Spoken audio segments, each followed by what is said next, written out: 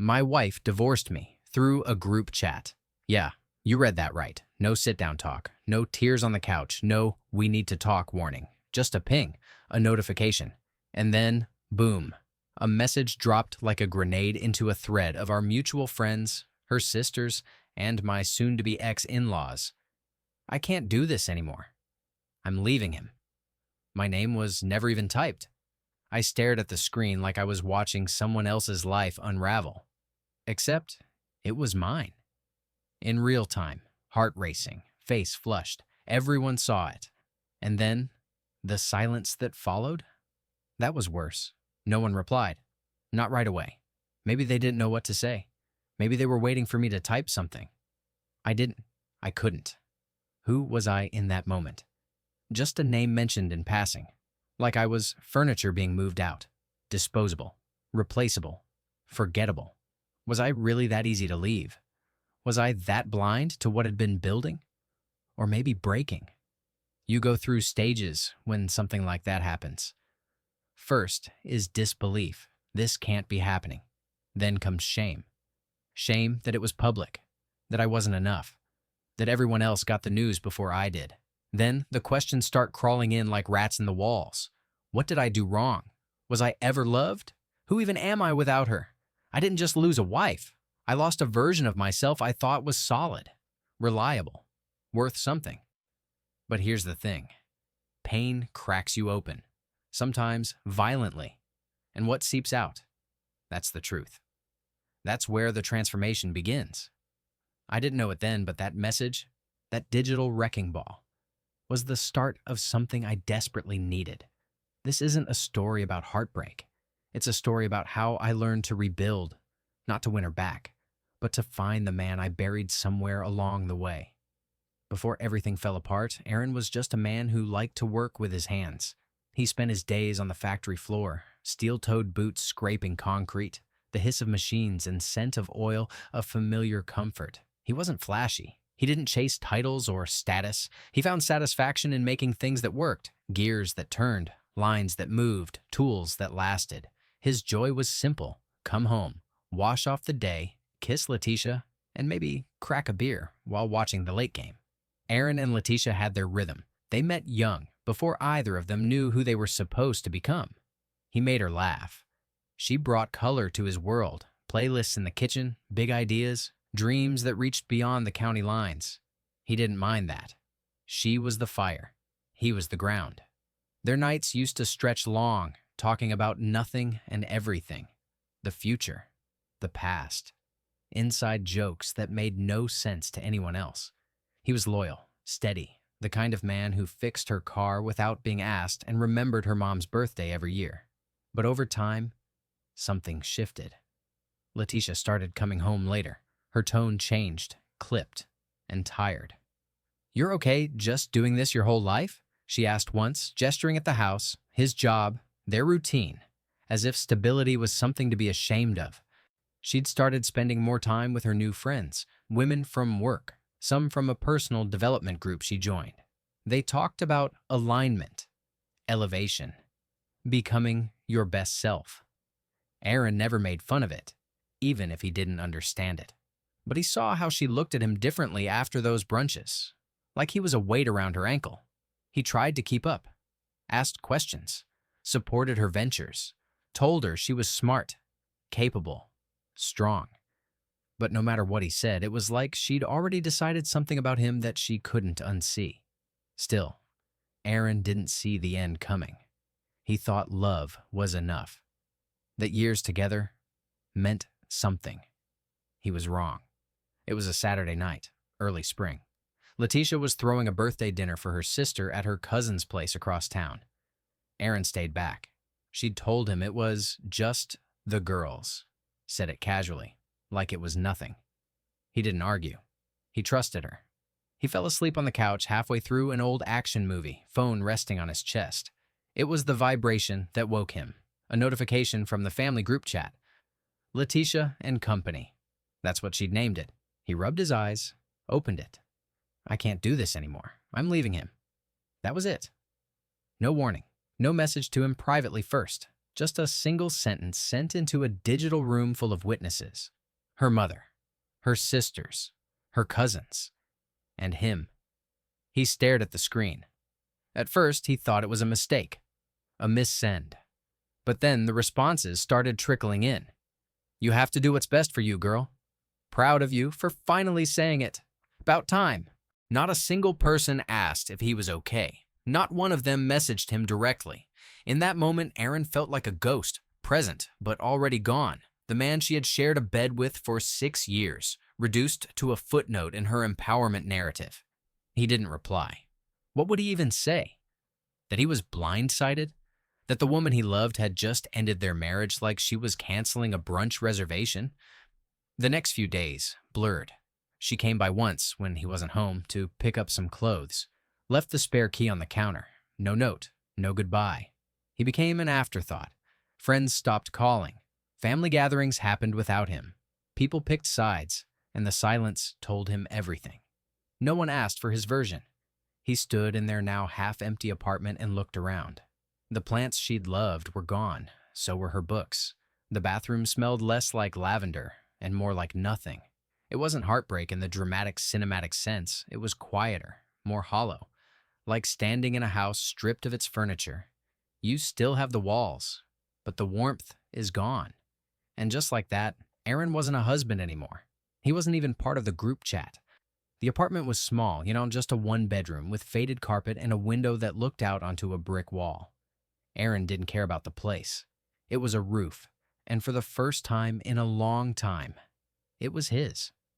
No Letitia's scent lingering on the pillows, no soundtrack of her talking about her day as he cooked dinner. Just silence. For a while, the silence was suffocating. It made him miss her more than he should have. But as the days stretched into weeks, the ache settled into something else. Maybe it was just exhaustion. Maybe it was a lack of choice. Aaron threw himself into his work at the factory. It was the only thing that kept his mind from spiraling. The machines, the constant hum, the rhythm of putting parts together. It was predictable. Reliable. He needed that. The physical work numbed him, forced his body to remember something other than the way his chest would tighten every time he thought about her. He got up early, went to the factory, punched in, worked his shifts, and came home. Sometimes he didn't even bother cooking. A sandwich, a beer, the TV in the background. But after a while, something shifted again. Not in a grand, life-altering way. More like a light slowly brightening in a dark room. At work, he started fixing things. The conveyor system that kept jamming, the faulty wiring in the assembly line. Small tasks at first, but they felt good, productive. Like he was putting the pieces of his life back together, one circuit at a time. He wasn't angry. Not yet. The bitterness hadn't set in. He was still grieving, still raw, but something about getting his hands dirty, making things work again, helped him forget for a little while. It was a quiet kind of healing, slow, unglamorous, but steady. He wasn't ready for anything more, not for a relationship, not for revenge, not even for a change of scenery. He didn't know what he was ready for, honestly. He just needed to survive. It was one of those late morning coffee breaks when Aaron first met Rhea. She sat at the corner table of the break room, the one by the window, and didn't seem to care if she was surrounded by the usual crew of loud, gossipy coworkers. Her brown hair was pulled back in a messy bun, and she wore faded jeans and a work jacket, just like him. She wasn't trying to stand out, but she did. Aaron grabbed his coffee and hovered, unsure if he should sit. She smiled when she saw him, gesturing toward the chair across from her. "You're Aaron, right? From the line?" Her voice was light, casual. No pressure. He nodded, still half locked in his shell of silence. "Yeah, I'm just here for the coffee," he muttered, taking a seat. Rhea chuckled softly. "Fair enough. I come here for the same reason. Place is not great, but the coffee's better than the machines." There was no performance in her words, no attempt to read him or fix him. Just simple conversation. No judgment. No probing. Just an acknowledgement of the present moment. They started talking about work, about the machines and their frustrations, how the assembly line had been acting up. For the first time in a long while, Aaron found himself talking without a filter. And the thing about Rhea was that she listened. She didn't nod and offer advice. She didn't try to fill the silence with empty words. She was present, grounded. As the days went on, they talked more. At first, it was small talk. The usual, how's it going? And the weather's crazy, huh? But soon it became a rhythm. Coffee breaks. 5 minutes. 10 minutes. They would talk about the workday, about the little annoyances that popped up. It wasn't about spilling his soul or unloading his problems onto her. It was just conversation. And there was something immensely calming about that. Her presence was different from Letitia's. Letitia had always been big, loud, passionate. Everything she did was intense, energetic. She didn't leave room for Aaron to just exist. But Rhea didn't ask anything of him. She didn't need him to be anyone other than who he was. There was no expectation. At first, Aaron wondered why she even bothered. She didn't need a friend like him. She had a life outside the factory. But when he asked her, she just shrugged. People are complicated, she said with a half smile. Everyone needs someone to talk to now and then. In her own way, Rhea wasn't trying to save him. She wasn't trying to pull him out of the darkness or make him feel whole again. She was just there. And that in itself felt like enough. It didn't happen in a big moment. There was no grand conversation, no pivotal scene. But somewhere along the way, Aaron found himself spending more nights at Rhea's place, then more mornings. A toothbrush on the counter, a pair of shoes by the door. Little by little, his life started to mingle with hers, naturally, quietly. Her apartment wasn't fancy, just a modest 2-bedroom with mismatched furniture and an old couch that creaked when you sat down. But there was something warm about it, something that felt safe in a way that wasn't forced. Rhea didn't make it a big deal when he stayed over. She didn't make a show of anything. Their routine started forming without either of them acknowledging it. Mornings were calm, Aaron getting up early making coffee, then walking into the kitchen to find Rhea already there, her hair messy, half drinking from one of her mismatched mugs. The kind of mugs that came from yard sales, mismatched sets. She never cared about them matching. She didn't ask him about his day the second he walked in. She didn't need to. If he wanted to talk, she'd listen. If he didn't, she'd go about her own business. No pressure. Sometimes they'd sit at the kitchen table, not saying much, just listening to the sound of the clock ticking and the hum of the refrigerator. It wasn't an awkward silence. It was comfortable, healing. Dinner was usually takeout, Chinese or pizza, whatever they could agree on, and they'd eat on the couch watching whatever was on the TV. There were no grand gestures, no need to impress, just two people in the same space, existing together. Aaron started trusting again, piece by piece. He didn't need her to fix him. He didn't need her to validate his choices or even understand everything he'd been through. She just let him be. He realized that maybe for the first time in a long time, he wasn't just filling the silence with someone else's expectations. He wasn't trying to be someone he wasn't. With Rhea, it wasn't about anything more than what it was, simple companionship. And it felt like enough. It was quiet growth, the kind you don't notice at first. But slowly, day by day, Aaron found himself healing. Not from some dramatic moment, but from the steady rhythm of just being there. The factory floor was busy as always, but something had shifted in Aaron. For the first time in months, he wasn't just going through the motions. He was watching, really watching. The machines. The flow of the lines, the little inefficiencies that slowed everything down. It wasn't much, but he saw them. The gears that ground together too harshly. The belts that slipped a little too often. The idle time between shifts. He'd been quiet, focused on getting the basics right again. But today was different. He stayed late, long after everyone else had punched out, walking the lines with his notepad.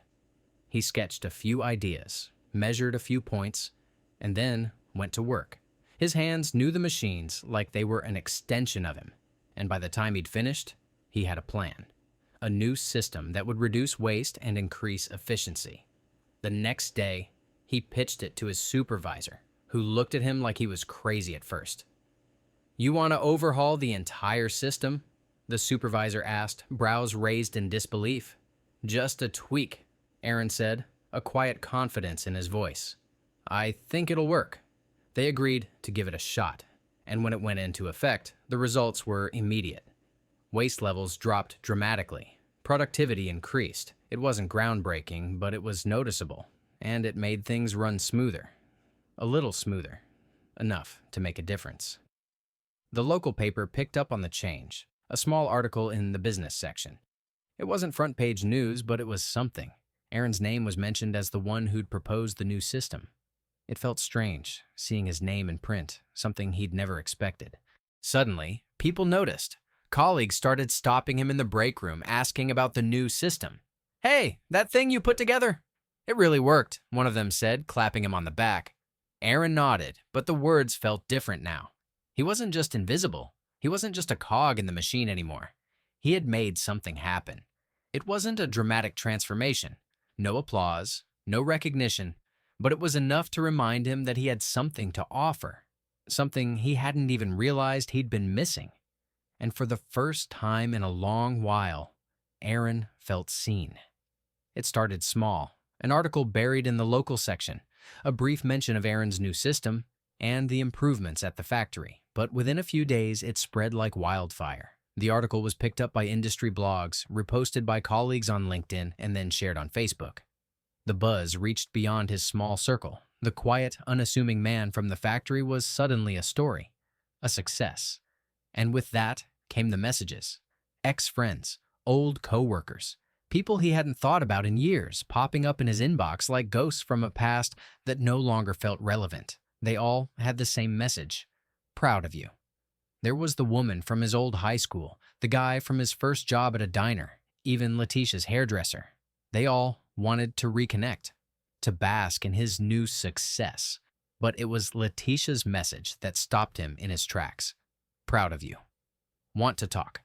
It pinged into his phone one night as he was getting ready for bed, her name flashing on the screen, the text short but unmistakable. She was reaching out. She wanted to talk. Aaron stared at it for a long time, the words hanging in the air between them, like an invitation to something he wasn't sure he wanted to step back into. For a moment, his stomach tightened. There was a flicker of something. Anger, maybe? Regret? Or was it curiosity? He didn't know.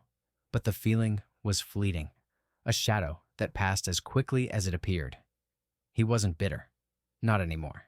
He had been angry, sure, broken, but somewhere in the silence, the steady rhythm of his new life, he found peace. He'd moved on. With a calm that surprised him, Aaron typed his response. Thanks. I'm good. It was simple, clear. It didn't demand anything, but it also didn't offer anything. Just a quiet acknowledgement of what had been. And that was enough. He didn't block her number, didn't escalate the conversation. Letitia had already made her choice. Whatever talk she wanted now didn't matter. But then the texts kept coming. She wasn't just congratulating him anymore. She was inserting herself back into the story. We should catch up, she texted again. We need closure, don't you think? There it was. The temptation. The emotional test. Would he let her back in? Would he let her rewrite their story?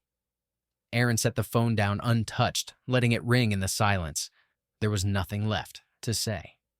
The letter arrived a week later, tucked in an envelope, pressed against the door. No phone call, no warning. Just a simple note with her name on the front. Aaron stood at the threshold for a moment, reading the handwriting on the outside. So familiar, yet so distant now. He didn't open it right away. Instead, he took a deep breath, then dialed her number. It rang. Twice. 3 times. And then, finally, her voice. Aaron? Letitia's voice, tentative, like she was testing the waters. He didn't say anything at first. He could hear her breathing, almost waiting for him to speak. The old rhythm was there, that comfortable back and forth that used to define them, but now it was different. His thoughts were clearer. He wasn't the same person anymore. Hi, he said, calm but firm. I got your letter. She was quiet on the other end. He could hear the shuffle of papers, maybe her nervous fingers brushing the envelope. I want to meet Maris, Letitia said, as if it were the most normal thing in the world. as if time hadn't passed, as if she hadn't walked away from everything they'd built. I need to explain myself. Aaron exhaled slowly. He wasn't angry. There were no outbursts. He wasn't looking for an argument, just clarity. You don't get access to what you abandoned, he said, his voice steady but unmistakable. There was a long pause on the other end. He could almost feel her confusion, her desire to pull him back into old patterns, but he wasn't having it. I'm not angry, he continued. I'm not looking for closure or anything else, but you don't get to come back now. Not like this. He wasn't going to play that game anymore, not for her, not for anyone. A long silence stretched between them, and he could hear her on the edge of breaking. But Aaron held his ground. I'm sorry, Letitia, he said, and for the first time, there was no regret in his voice. But this is where we end. I'm done. She didn't reply. She didn't need to. The boundary was clear. And with that finality, something inside Aaron clicked into place. Not anger, not rage, but peace. Real peace. It wasn't about closure. It was about clarity. And that was enough. The house was full of noise now. Laughter, footsteps, the soft hum of a life being built. Aaron's and Ria's new home was small, but it was theirs. A cozy two-story with a porch that overlooked the quiet woods in the back. Maris was growing fast, her laughter ringing out as she played in the backyard with a ragged ball. Ria was pregnant again. The soft swell of her belly a gentle reminder that they were building something solid, something that didn't depend on the world's attention. One afternoon, Aaron sat on the porch, sipping coffee, while Ria sat beside him, her hand resting on her belly. Maris ran around the yard, shouting, "Daddy, look at me!" And Aaron smiled, his heart swelling with a love he hadn't known he could feel again. It wasn't the kind of life he had envisioned when he was younger. It wasn't big or flashy, and there were no lofty goals of success driving him anymore. What he had now was something better. Peace. Later that evening, Jerome, Aaron's old friend, the one who'd always told him to keep his head up through the hardest times, came over to visit. They sat on the porch, the evening air cool against their skin, and talked about everything and nothing. You know, you always told me you'd make something of yourself, Jerome said, a grin on his face. Guess you were right. Aaron chuckled, shaking his head. I don't know if I'd call it making something of myself. He looked around at the house, at Ria and Maris, who were now playing on the porch steps. I think success isn't always loud. It's about the quiet stuff, like this, a full house, a full heart. Jerome nodded, sipping his beer. I see it, man. I see it. Aaron sat back, taking in the view. The trees in the distance, the sound of laughter, the soft murmur of Ria's voice as she called Maris inside for dinner. This was the forest he had built. Slowly, steadily. And it wasn't about the recognition or the accolades. It was about the roots he had planted, about building something that would last. Ambition isn't always loud, Aaron said softly, more to himself than anyone else. Sometimes it's just about showing up, being there. Maris turned 5 that summer, and the whole house was buzzing with excitement. Her birthday party was a quiet affair. No extravagant presents or big speeches, just cupcakes, balloons, and a few friends from the neighborhood. But when the cake was cut and everyone sang happy birthday, Maris stood in the middle of the room, eyes wide with curiosity, a question that had been tugging at her for days, suddenly breaking free. Who's in our family? She asked, her small face serious, like she was trying to make sense of the world around her. Ria looked at Aaron, and for a moment neither of them knew quite how to answer. But then Aaron bent down, his hands on her shoulders, and smiled. Our family, sweetie, is the ones who love us on the hard days, he said, his voice steady, filled with all the certainty he hadn't had years ago. The ones who stay. Maris blinked, nodding as though she understood. To her, family was simple, uncomplicated. The ones who loved her, who showed up. There were no other questions. No need to dissect what had been lost. And for Aaron, the answer had become clear over the years, not out of bitterness or regret, but because of the peace that had settled in his soul. There was no room for Letitia in this new version of his family, but not because of hatred. It was simply irrelevant. She was a chapter closed, a book that no longer held any meaning. He looked around the room, at Rhea, at Maris, at the life they had created. He didn't need more than this. It wasn't the family he had expected, but it was the one he had built, one that had grown strong and rooted in love. Later that night, Aaron stood alone in the backyard looking up at the stars. The soft wind brushed against his skin, the night air cool and clear. He had never felt so grounded, so content. His feet were planted in the earth, his heart settled into the life he had made. He whispered to the stars, the words soft, but with all the weight of everything he had come to understand. This is mine.